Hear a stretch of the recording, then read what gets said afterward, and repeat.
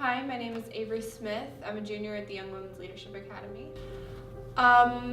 When I was about 5 years old, my mother got into a car accident because she wasn't wearing her seatbelt and suffered a traumatic brain injury. I ended up being placed in my father's care. My mother was in a coma for approximately a month and ended up having to have a part of her skull replaced with an acrylic piece.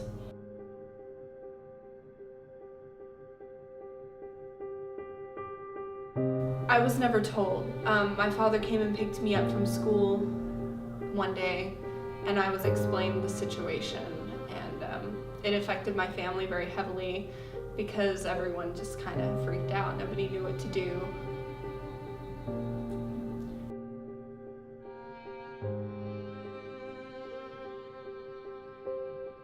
I was so young that I couldn't really comprehend the situation, but if I could go back now, I think I would probably hug my mom and ask her to please be safe and wear a seatbelt as I do